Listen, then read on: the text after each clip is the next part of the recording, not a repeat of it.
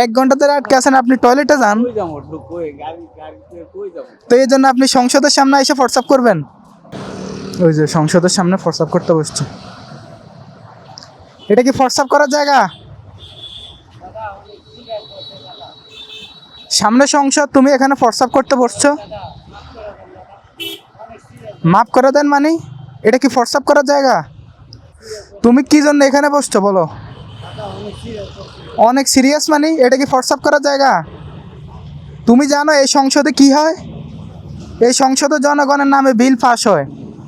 সারা দেশের যত জনপ্রতিনিধি আছে সবাই সংসদে বসে, আর তুমি সংসদের দিকে বসে মুইতা দিলা। বলতেছে সিরিয়াস ধরছে, আবার বলে সরি।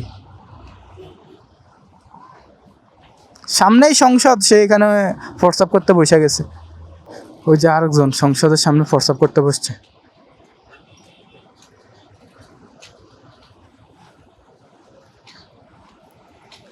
এটা কি হোয়াটসঅ্যাপ করার জায়গা?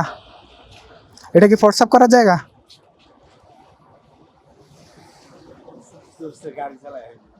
গাড়ি চালায় আসছেন, এই জন্য আপনি সংসদের সামনে হোয়াটসঅ্যাপ করতে বসবেন? এটা কি হোয়াটসঅ্যাপ করার জায়গা? এখান দিয়ে তো মানুষ হাঁটা যাচ্ছে, কি জন্য জায়গাটা খারাপ করতেছেন?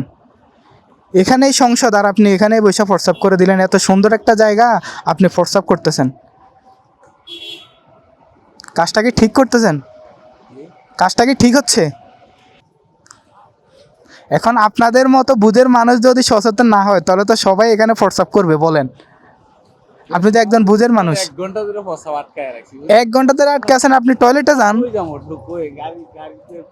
তো এই জন্য আপনি সংসদের সামনে এসে হোয়াটসঅ্যাপ করবেন? এটা করেন না, করেন না, নেক্সট আর এটা করেন না। সংসদ ভবনের দিকে ফিরে মানুষ মুইতা দিতেছে, বলতেছে সিরিয়াস, বসার জায়গা নেই, 1 ঘন্টা ধরে বসতে পারেনি। চিন্তা করেন, মানুষ সংসদের গুরুত্ব মনে করে না। একটা দেশের সকল আইন পাস হয় সংসদ থেকে, সেই সংসদটাকে তারা গুরুত্ব মনে করতেছে না।